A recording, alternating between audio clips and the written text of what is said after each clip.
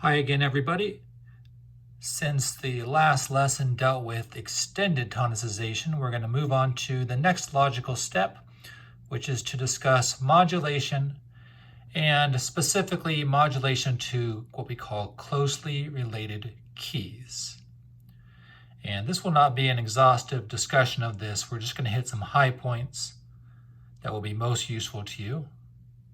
So let's get into the definitions to begin with. Modulation, as I assume most of you know, refers to a change of key. Specifically, it refers to a change of tonic. The tonic pitch needs to change for it to be a change of key. So C major to D major, a tonic of C to D, that will be a modulation. But C major to C minor, that would be just considered a change of mode. So that's a little bit of a different phenomenon. Now you might be wondering, number two, well, what's the exact distinction between extended tonicization, which we talked about last time, and modulation? Well, there's a lot of differences of opinion on this particular point. For me, at least as far as this lesson goes, for a modulation to occur, there needs to be a cadence in the new key. Now, that requirement might be loosened in some styles, but still, you kind of want there to be some confirmation of the new key. Some theorists also require that the music continue in the new key after the cadence. For today's lesson, I won't require that though. Now, as the title of this lesson is called, or indicated, we're going to be talking about modulation to closely related keys. So basically keys where there's a lot of similarity in the pitch content between the two keys. And closely related keys just refer to situations where the key signatures differ by no more than one sharp or one flat. Okay. Also, if they had the exact same key signature, that would also count. But by no more than one sharp or one flat. So these keys, these keys correspond to the diatonic major and minor triads of the original key. For example, a modulation from C major to G major would be considered a modulation from 1 to 5. In other words, we're able to give these secondary keys Roman numerals to represent their larger role in the piece. Now, therefore, if you're starting with a major home key, the key areas you might visit are 2, 3, 4, 5, and 6. So you're in C major, I could go to D minor, E minor, F major, G major, or A minor as key areas. And we would use those Roman numerals just to represent the key areas. And again, those are just the major and the minor triads of the key. So obviously there's no such thing as a diminished key. So that's why it does not include 7. Now from a minor home key, you have these other possibilities. So if you're like in C minor, you could go to 3, which is E flat major. You could go to 4, F minor. You could go to 5, G minor. Now notice that 5 is the minor 5 because this has to be diatonic. It has to be in reference to a diatonic key. You can go to 6, A flat major, or you could go to 7, B flat major. And again, that's a chord we don't typically use too much in the classical style, but the key areas are all definitely available, though some of these are way more common than the other ones. If it's a major key as your start point, it's usually a modulation to 5 or maybe to 6.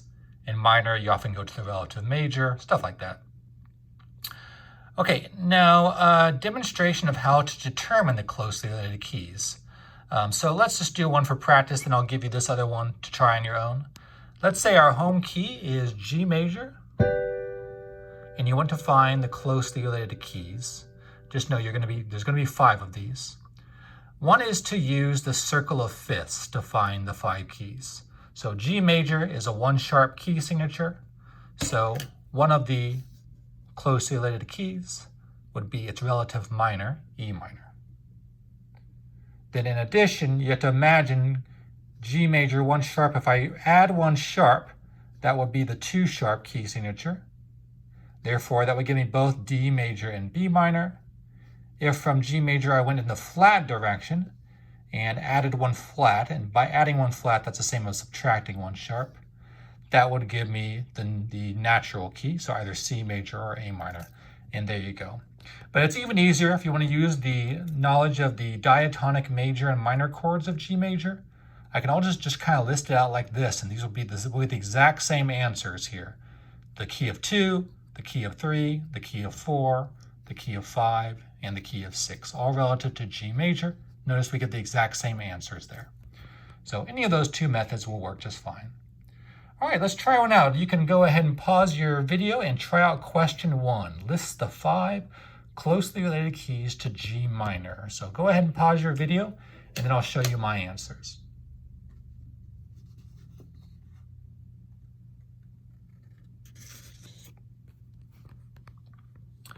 All right, so here are my answers. I'm just showing you both methods for doing this.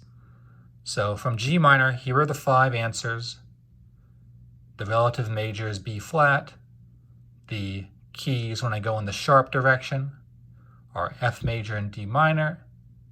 And the keys when I go in the flat direction, getting me the 3 flat key signature, are E flat major and C minor. And there you go. But even easier, to be honest, is what I did down here. I just wrote out the Roman numerals that are the diatonic chords, and then I put their corresponding triad, and I got the exact same answers, as you can see. All right, so that's just something to know as background, essentially. Let's go ahead and get into the main topic, though. Now that we've covered this background stuff, let's get into some things that are maybe a little more substantial. And we're going to talk about one modulation method here. This is really the most interesting one, and also the one that I think you probably find the most commonly. It's called diatonic pivot chord modulation, also sometimes called common chord modulation. This is sort of a compositional trick that composers use to smooth out the shift from one key to the next key. So diatonic pivot chord modulation, for number 1, is a chord that is diatonic to both keys, therefore that's what we call the pivot chord, is used to create a smooth transition between key 1 and key 2. This is a little bit like a magic trick. You get to the second key and you hardly even notice it because it's so smooth. Now, before I get into the details of this, let me introduce some terminology that I like to use. Now, all books use the term pivot chord. I like to add this other term called the modulating chord as well, because these are the things you're going to be looking for when analyzing this. Now, the modulating chord is going to be the first chord that indicates the new key.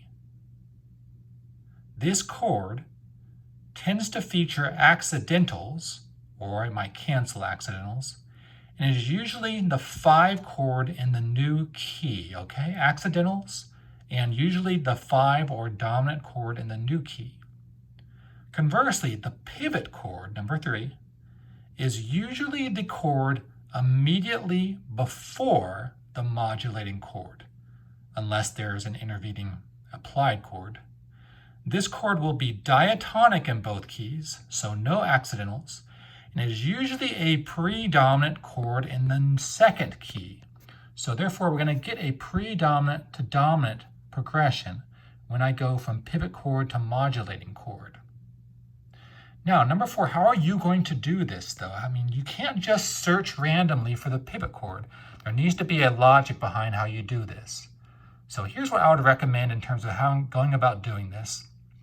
First off, determine the keys involved. So look for cadences and things of that sort.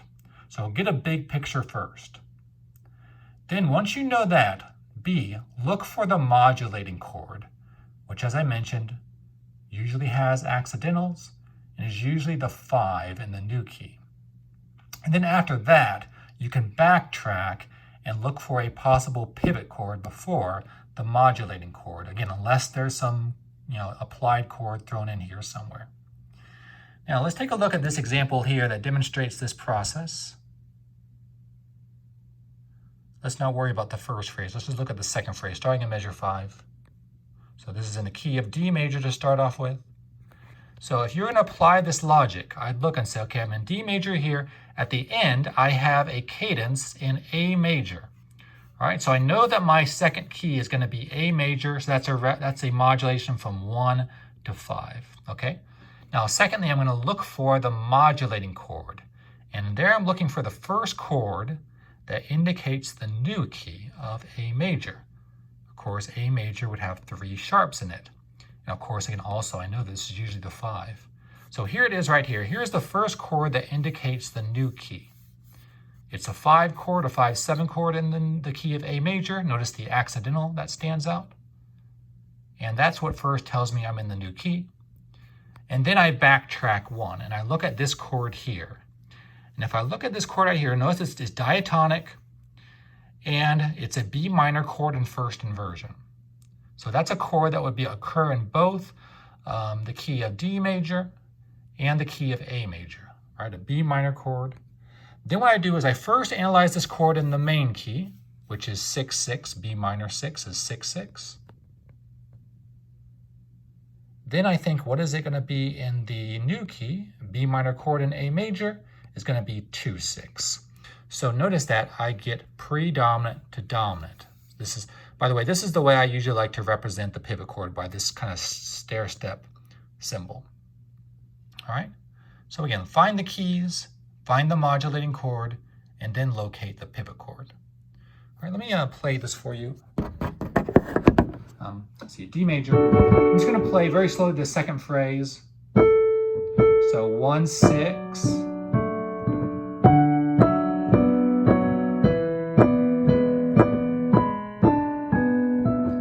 Sorry.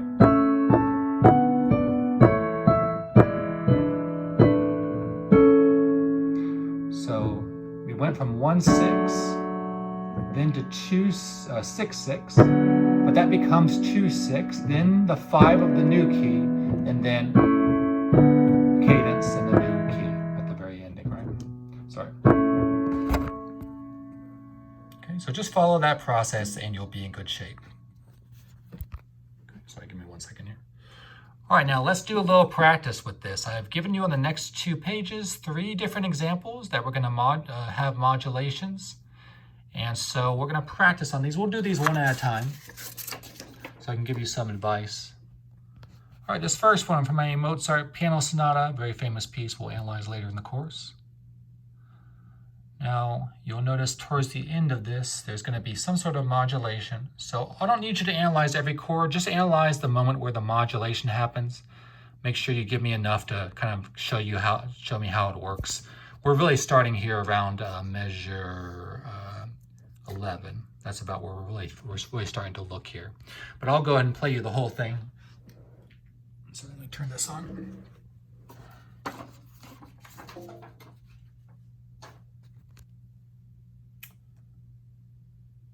All right, here we go.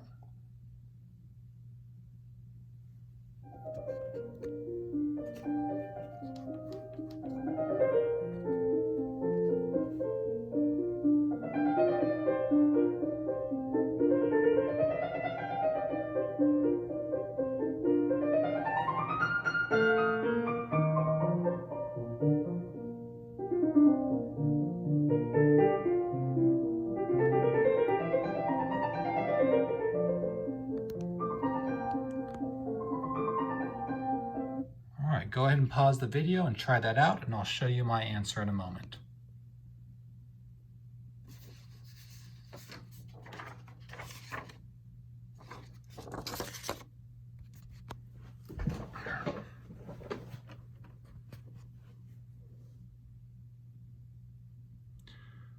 All right, take a look at what I have here. So we're starting in the key of B flat major. Then we're modulating to, at the very end of this example, 2/5, or the key of F major. So if I follow the instructions I talked about a moment ago, knowing that you're going to F major, I look for the modulating chord, which is right here. The accidentals, it happens to be a 5 chord in the new key. Then I look right before it, and lo and behold, I have some sort of diatonic chord that would occur in both keys. And yes, it's actually the exact same scenario from before. So B flat major. Then it goes to this chord here. 6, 6 becomes 2, 6 to 5 to 1. Right. To be honest, anytime you see a chord 6, 6, it's almost a big giveaway that it's going to be the pivot chord, because as you know, that's a very uncommon chord to begin with. We don't really get 6, 6 very often. All right, now let's go on to the next page. We have several examples here.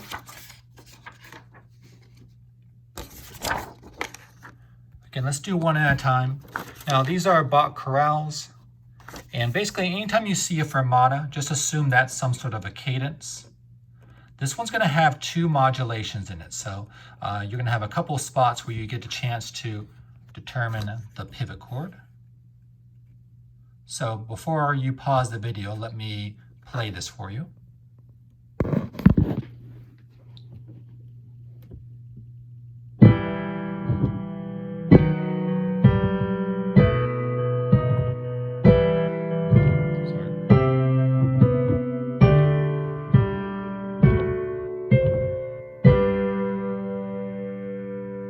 Second part.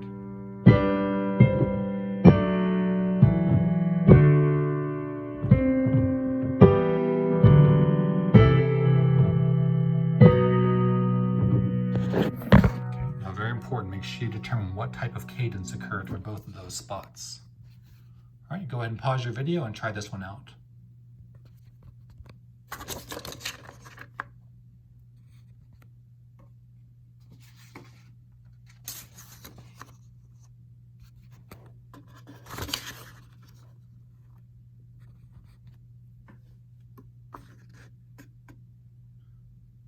All right, here are my answers. So the first fermata had a PAC, or sorry, actually an IAC, in the key of G major, which is 3. The first chord that indicates the key of G major is this D major 7th, or D major minor 7th chord. And now I notice that it doesn't seem like it has accidentals, but keep in mind that E minor usually has a D sharp. So it's kind of canceling out accidentals. And then the chord right before it is the pivot chord, C major, 6 becomes 4, and we get a nice predominant, dominant tonic. All right, now the last one, we're going back to E minor. We ended here, very important to recognize that this was actually a half cadence in the key of E minor. And therefore, that moment there is the modulating chord. Because after all, that's the chord that has accidentals. It's the 5 in the new key. And the chord right before it is your pivot chord. 2, 6 becomes 4, 6. And again, look at the nice predominant to dominant progression. Now, on to the next one. This one's going to be a little tricky. I'm just going to warn you, both of these 2 excerpts we're going to look at are going to have slight exceptions to what we've talked about. So just see what you can do. Basically, I'm going to play you this phrase here, the first phrase. And I'm also going to play you on the second line, the first phrase of the second line. So we're just going to do this segment here and this segment here. Assume that the first and last chords are tonic chords in the given keys, just for the sake of practice. All right, let me play you these 2 examples.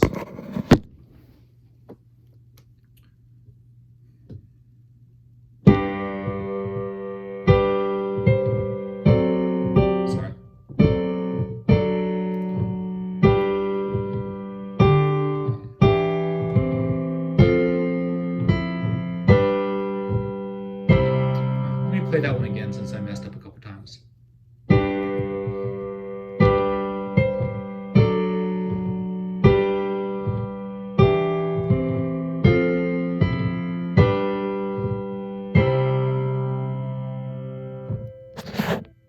Okay, and the second one, again, this is the second line.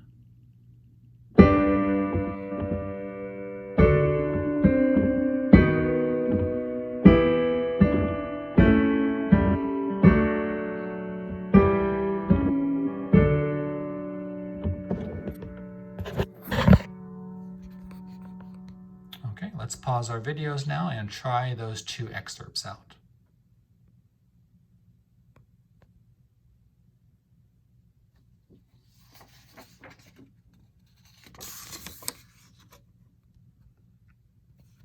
Okay, here are my answers.